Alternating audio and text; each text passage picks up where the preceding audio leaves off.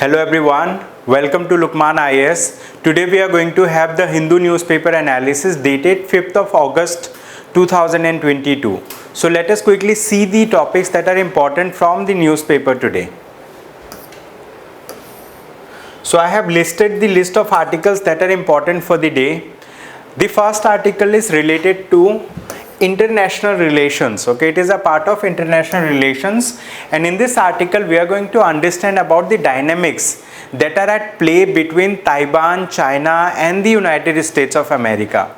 We are also going to look into like what is the role that India plays in this particular dynamics. Okay, so the name of the article is China holds military drills, fires missiles near Taiwan. Okay, so this is related to US-China relation and China-Taiwan relations. Okay, we are going to discuss about it.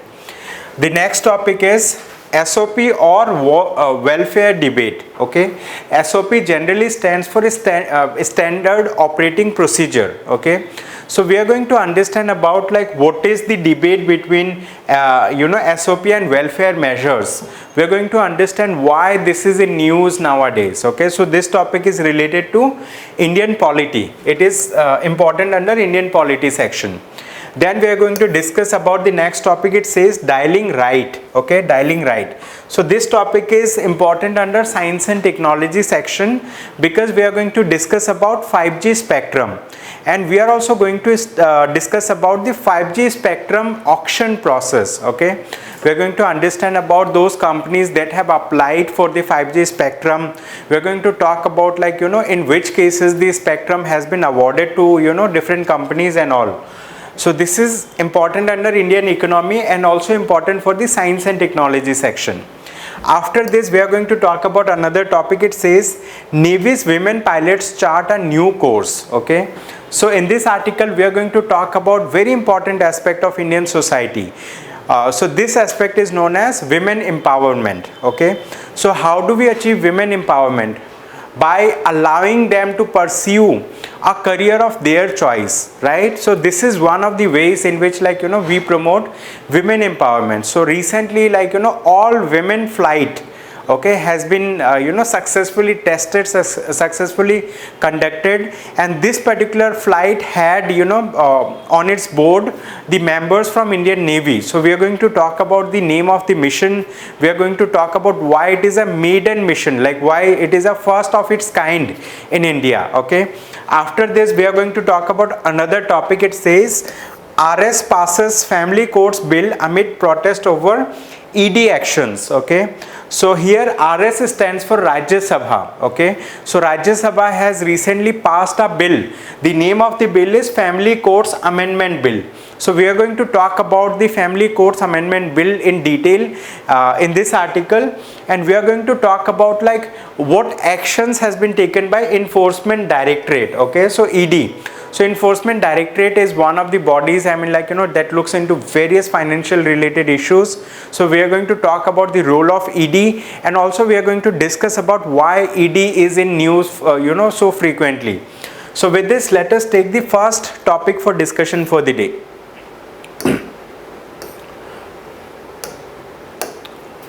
Okay, so this article is generally highlights the geopolitical tensions that China has with the United States of America. So if we talk about China, so China has a policy that China says to be one China policy, and under that policy China considers like Taiwan as an integral part of China, and apart from this it also considers Hong Kong to be an integral part of China. So under one China policy, China maintains that the entire region consisting of Taiwan as well is part of one China policy. Okay, but the thing is like there are many countries around the world that recognizes Taiwan as a different country, as a separate country. Okay, so the thing is like many countries have established their diplomatic ties with Taiwan. That diplomatic ties is irrespective of the ties that it has with, you know, China.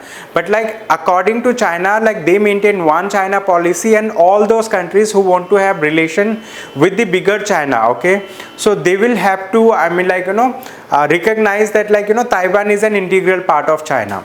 So recently what has happened, you know, that has sparked tension in this particular region, is in this particular geopolitical dynamics, is the visit of the US House Speaker. Okay, speaker means someone who presides over the Congress, who presides over the, you know, parliamentarians in the United States. So her name is Nancy Pelosi. Okay, Miss Nancy Pelosi, she is the US House Speaker, and she has recently visited Taiwan. So just after her visit, I mean, like, you know, just after her visit, the Chinese authorities have, you know, noticed this particular incident as an like, you know, as an act, you know, that actually hampers the one China policy of China. So with this, what has happened, the Chinese government, they have started like, you know, criticizing the move of the United States of America to send one of the most influential person from the, you know, US House, like US Parliament, I mean, like, you know, to Taiwan. So after then, Chinese government has been posting multiple, you know, things in the news that, like, you know, US has done this is wrong, and at the same time many other countries are supporting the move of US. Okay, United States of America. So now how it is to unfold. Now China is showcasing its muscle power. How it is showcasing its muscle power? By testing various you know, various types of its missiles in and around the borders of Taiwan. Okay, why? Because China says that we want to maintain integrity. Okay, we want to maintain national security, and we are not going to allow any kind of aggression in the territorial integrity, any kind of, you know, disruption in the territorial integrity in China.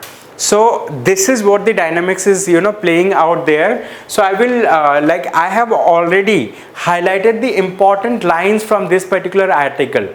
I will read this I will read this line, you know, so that, like, you can understand how, you know, China has conveyed its message to the United States of America. So it says, what we are talking, what we are taking and will be taking are a necessary and timely response and countermeasures which have been fully thought through and fully assessed to protect sovereignty and territorial integrity in line with the international laws, and a warning to provocators. Okay, so this was like one of the stern message that was given by Chinese authorities, and Chinese authorities have been conducting multiple tests, right, like around the border areas of Taiwan. Okay, so that, like, it can showcase that, like, China is more powerful in this particular region, and it is not going to accept any kind of, you know, aggression from any foreign powers, be it United States of America, be any of its allies. Okay, so that has been the situation over there. But the thing is, like, you know, there has been multiple criticism also, and those in those criticism, Miss Pelosi, the person who has visited Taiwan, okay, she has mentioned that, like, you know, Chinese government is showing the mentality that belongs to 106 years back. I mean, like, more than you know, centuries back. So what has happened, like, you know, they Miss Pelosi said that they clearly believe they live in the time 120 years ago. Okay, why she has mentioned 120 years ago? Because, you know, 120 years ago there was an invasion of China, and in that invasion many countries, I mean, like, you know, 6 to 7 countries had participated, and they have invaded China. Okay, they have invaded China. But now, like, if we talk about China, the China has grown, you know, larger in size over the years, and like, you know, they have become one of the most, I mean, like, one of the most powerful nations in the world. Now China maintains its hegemony in the you know, arena, or like in the geopolitical space, where, like, you know, it occupies the geographical territory, and like it also maintains hegemony in and around that region. Okay, So that's why I mean, like, you know, a kind of war of words is happening, and at the same time Chinese government is flexing its muscles. It is showing that, like, you know, we have the power in this particular region, and we are not going to allow any foreign countries to invade on us, to, you know, do something that hampers our territorial sovereignty, okay, that hampers our, you know, national unity and the one China policy, etc. Okay, but at the same time, recently what has happened, even the Russian government, they have supported China in this particular stance. India has yet not taken any stand. India has not favored China, it has not favored USA. So like now we are little bit neutral. We are going to see how the situation is unfolding, and later on we can see, I mean, like, you know, what is the stand of the you know, the foreign minister, or what is the stand of the government of India when it comes to national policy, Indian national policy related to, I mean, like, you know, Taiwan, what we say, dynamics. Okay, so this is a thing that is, I mean, like, unfolding. It has started, but like it is unfolding. And recently what has happened, like the United States of America has sent, okay, it has sent, I mean, like, you know, some of its warships, you know, towards the South China Sea, towards the you know, Chinese territory. So now we need to see, means like, whether this is going to bring any kind of, you know, geopolitical tensions in the region or not. Okay, so with this, let us take another topic. In this topic we are going to understand about welfare measures. Okay, so this topic is very much relevant with GS paper 2 of, you know, means examination. So you might have studied about directive principles of state policy. The directive principles of state policies are those principles that actually, you know, states are states are required to keep in mind while they are, you know, formulating any welfare policies. So under DPSPs, if you talk about directive principles of state policies, the state governments or the central government or any, you know, authority of the government of India, they can come up with, you know, some welfare measures that you know, that actually gives values to the society. So these welfare measures are very much, you know, intended in good faith. Why? Because, like, you know, it is its intention is to, you know, like give, you know, some kind of benefits to the poor section of the society, to the larger, I mean, like, you know, different types of people in the society. But the thing is, along with welfare measures, right, there are other concerns also. What are the concerns? Many people are of the belief that, like, you know, many political parties are announcing some kind of freebies when it comes to election season. Okay, during election season, the political parties are announcing freebies. So can we consider these freebies to be part of welfare measures? Are these freebies, I mean, rightly intended to actually benefit the society, or it is just for garnering the vote of the, you know, vote of the voters, or influencing the voters, like, you know, just before the election? So the thing is, it is a topic, you know, where, like, there is no, you know, clear black and white kind of line that we can demarcate, but, like, you know, there is a thin line, there is a gray line that talks about that, like, you know, welfare measures are actually going to help the people in this society, but, like, you know, they have like, it is not necessary that, like, they have to be announced during the time of election only. Okay, so recently the Supreme Court of India was hearing a case in this matter, and the Supreme Court of India has suggested, okay, Supreme Court of India not only suggested, it has also directed for formulation of a committee, okay, for framing of a committee, and that committee should look into the I mean, like, look into the question of the welfare measures, or like SOP versus the freebies. Okay, means, like, you know, SOP means standard operating procedure, under which, like, you know, the government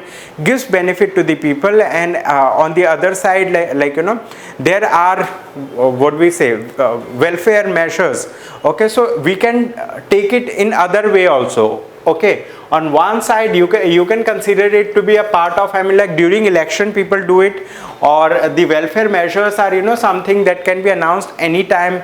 Okay, so the thing is, Supreme Court of India has directed that a committee should be framed, and that committee should, you know, look into this particular matter. Okay, but the thing is, like, Supreme Court of India is also of the opinion, it is also of the opinion that, like, many political parties and almost all political parties, like, you know, have some or other program as welfare measure, and none of the party, you know, would like to take away the welfare measures, because, like, welfare measures are something, you know, that gives them support during election. Why? Because, like, when people are getting benefit from the government, when people are actually receiving the benefit from the government, only then they are going to support or vote for a particular government. Okay, so this is the thing. Now here what we need to see is, like, how this particular committee is going to be framed, and, like, who are going to be the members of the committee, and whether the Supreme Court of India is coming up with directions or it is in the form of suggestion in this nature. Okay, so now let us understand this particular thing. The Supreme Court's decision to form a body of stakeholders to examine the issue raises the question whether the legislature can be bypassed on such a far-reaching exercise. Okay, so now the question arises, you know, related to jurisdiction of the Supreme Court of India, and, like, you know, the authority of the lawmakers, of the legislatures to make laws. Okay, so now, you know, here also, like, there is very thin line, okay, on like what steps the Supreme Court of India, you know, should take. Okay, and, like, where the Supreme Court of India have some you know, restraint for itself. Okay, so we need to see that thing as well. And here the author has mentioned that the court means the Supreme Court is not going to issue guidelines, but only ensure that suggestions are taken from stakeholders such as Niti Aayog, Finance Commission, Law Commission, Reserve Bank of India, and political parties in this, you know, debate. So the debate is, like, freebies or like welfare measures. Okay, freebies means, like, something that is, I mean, like, announced by political parties during the time of election only. Okay, so that's why Election Commission of India can also be thought of, you know, to be a member of the stakeholders, body of stakeholders. And at the same time, why Finance Commission? Because Finance Commission is going to look into the financial aspects associated with the, you know, announcement of freebies and all. And why Niti Aayog? Because Niti Aayog is a think tank, you know, that is a body of collaboration between state government, central government, district, you know, authorities, etc. So now we need to see, I mean, like, you know, how this you know, turns out in the long term. But, like, this is a thing that is what we say, that is unfolding now. Okay, so people are also thinking about, like, you know, can the Election Commission of India come up with some form, okay, some changes in the election manifestos, okay, that actually looks into the issue of welfare measures and freebies announcement, etc. Okay, so now we need to see how, I mean, like, it is going to unfold. But, like, there has been other cases also that Supreme Court of India has referred during the, I mean, like, you know, during the verdict of this particular case, and that case is S. Subramanian Balaji versus Government of Tamil Nadu. So in that case, the Supreme Court of India addressed these questions and took the position that these concerned law and policy. Okay, these concerned law and policy. So here this topic is related to directive principles of state policy. Okay, it relates to directive principles of state policy to some extent, but, like, it has, you know, some other connotations as well. It has, you know, multi-dimensional thing associated with it. Okay, so when it comes to DPSP, so these are non-justiciable in a court of law. Means, like, if for example, there are multiple things mentioned under DPSP. If a government at any level is not implementing one of the DPSP, so, like, they cannot be, I mean, they cannot be brought to a court of law that, like, why did you not implement this particular thing? Okay, so with this, let us take another topic. Okay, this is dialing right. This article says dialing right. Okay, why dialing right? Because like they are talking about 5G spectrum. Okay, so government should ensure that exchequer and public benefit from the spectrum sale.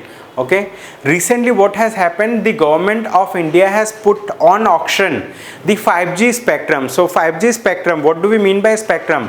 A spectrum is a range of frequencies. We can say it to be wavelength. Okay, it is a what we say bandwidth. Okay, so it is range of frequencies that will be given like license to different companies to operate. Okay, for example, we do have multiple cellular companies in India, Vodafone Idea, then we have Reliance Jio, then we have like Airtel, like Adani is also going to come up with some kind of telecom like sector thing in India. So the thing is, we have multiple telecom service providers in India. As of now, most of the telecom service providers are offering 4G. Okay, they are offering 4G speed of internet, but 5G has also been enabled, and government of India has put on auction the 5G spectrum, and many of these companies have participated in the bidding process.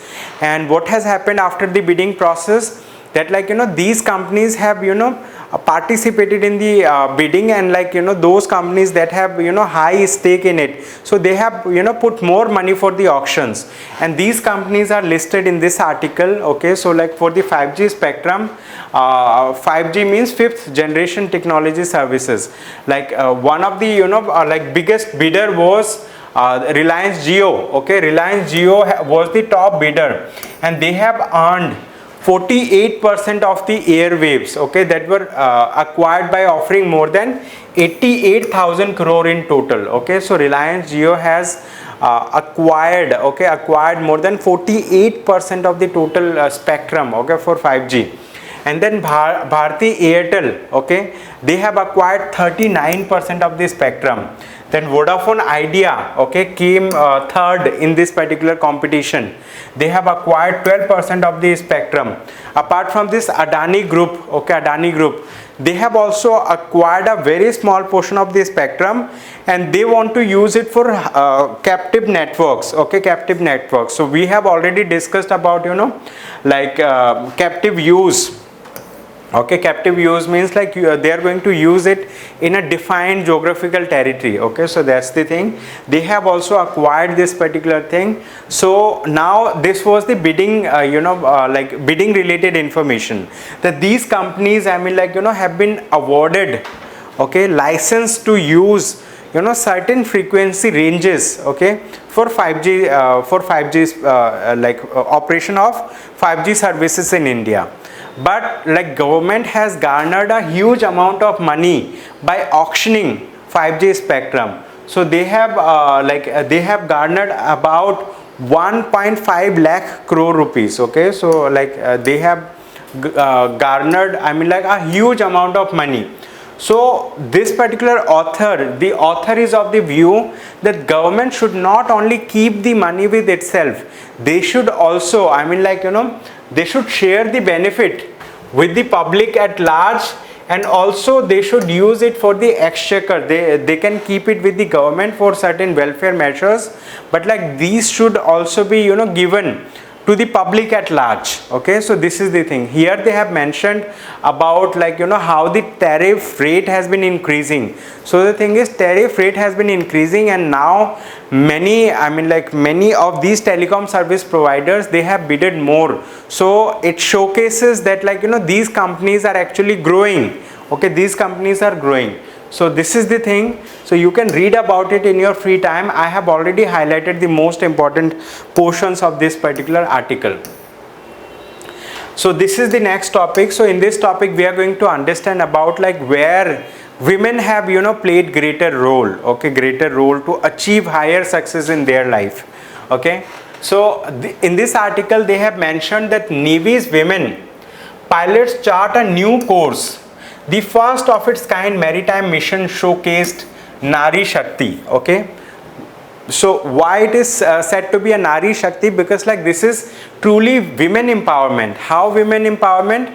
The naval authorities, the Navy have allowed, they have trained the women, okay, they have trained the women to be successful in the first of its kind all women flight. Okay, so this was a all women flight, means like here we see 5 women. Okay, so they all the 5 women, they have together participated, okay, in a first of its kind flight, and it is known as first all women independent maritime reconnaissance and surveillance mission in the Arabian Sea on board a Dornier 228 aircraft. Okay, so these women have participated for the first time, and so it was a all women flight and it was successful. Okay, so name of these women are also mentioned, okay, in this article.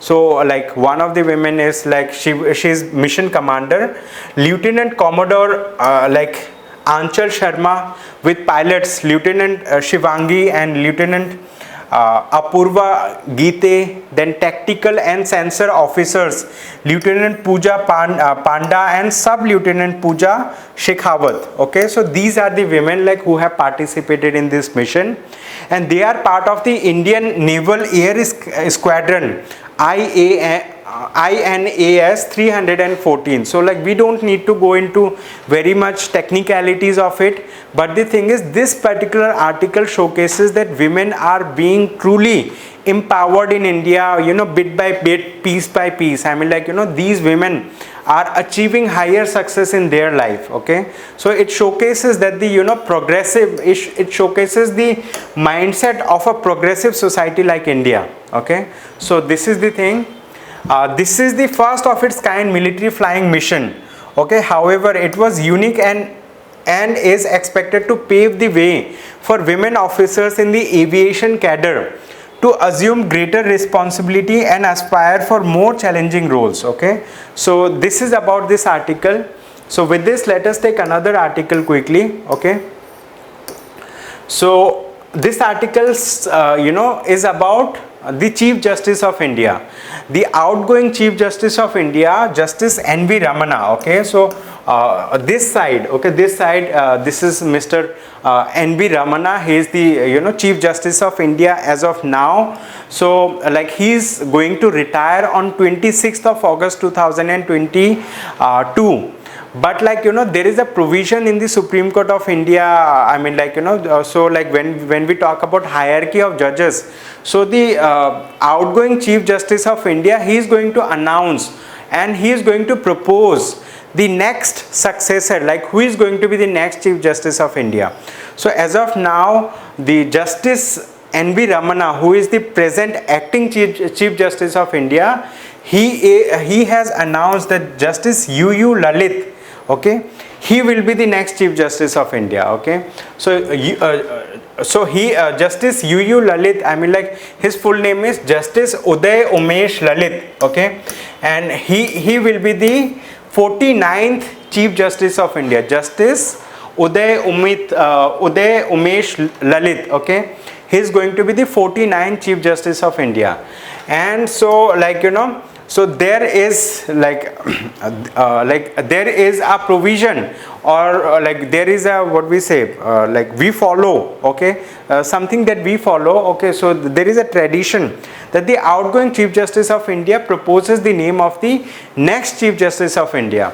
And so what has happened, the Chief Justice N.V. Ramana had received a communication from the Law Minister Kiran Rijiju seeking his recommendation for the appointment of the next top judge. Okay, so he has recommended Justice U.U. Lalit. Okay, so like here I have showcased the photo of you know, this judge also, Justice U.U. Lalit. So here, like, you know, this memorandum. So there is a memorandum of procedure of appointment of the Supreme Court judges, and it says appointment to the office of the Chief Justice of India should be of the senior most judge of the Supreme Court considered to fit to hold the office. Okay, so this is the thing. So we do have a memorandum of procedure of appointment of judges of the Supreme Court. Okay, so now like he will be the next Chief Justice of India if appointed. Okay, so with this, Let us take another topic. This topic says Rajya Sabha passes family courts bill amid protest over ED actions. Okay, legislation will help speedy disposal of cases, says minister. Now, what has happened? The enforcement directorate has been summoning, multiple people, like for questioning. And those multiple people include like one of the topmost politicians from the opposition parties as well.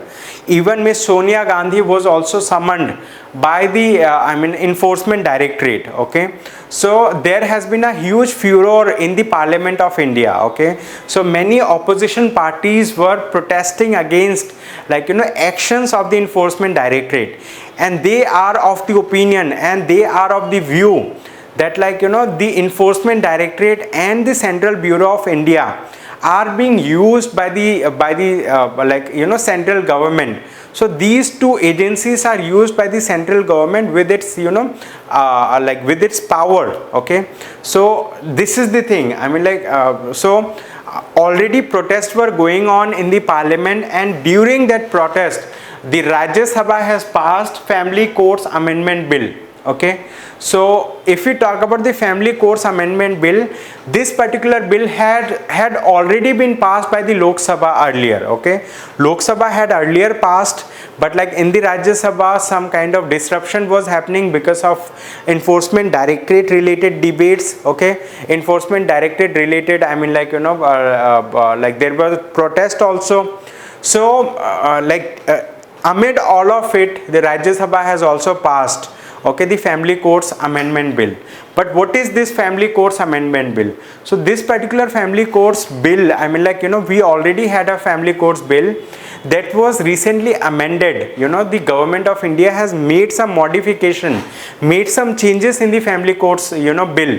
So that is known as family courts amendment bill, and this family courts amendment bill grants some authority. This bill validates family courts in Himachal Pradesh and Nagaland with retrospective effect. Okay, so this bill validates family courts in Himachal Pradesh and Nagaland with retrospective effect. What do we mean by retrospective effect? For example, today the government of India, government of India passes a law, but in the law they have mentioned that this law will be valid from 2020. Today it is 2022, some day of 2022, but they are saying it will be valid from a previous date, the day that has already passed. Okay, so this bill validates retrospective effect of the family courts in Himachal Pradesh and Nagaland.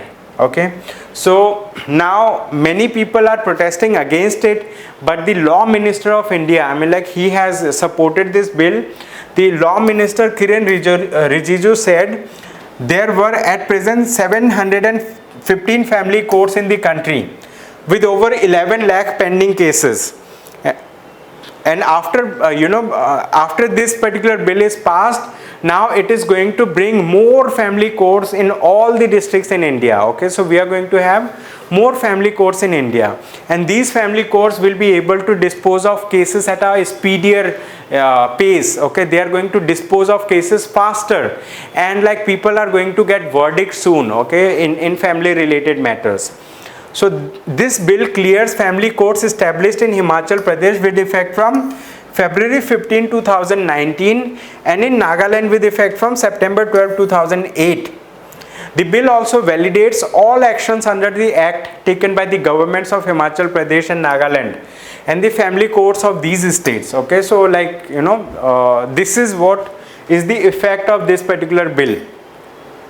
So you can read about it, right? I have already highlighted the most important parts of these articles that I have discussed with you today. And so if you have any questions, if you have any queries, you can type your question or query in the comment box. So I will be there to help you. Okay, so there are some missed the Hindu newspaper articles, so I will be covering them also, but the thing is my health was not good, so I was not able to cover those lectures earlier, but soon I am going to take those lectures also, and I am going to be very regular from now. Thank you so much everyone for attending today's session. I hope you have a good day ahead. Thank you.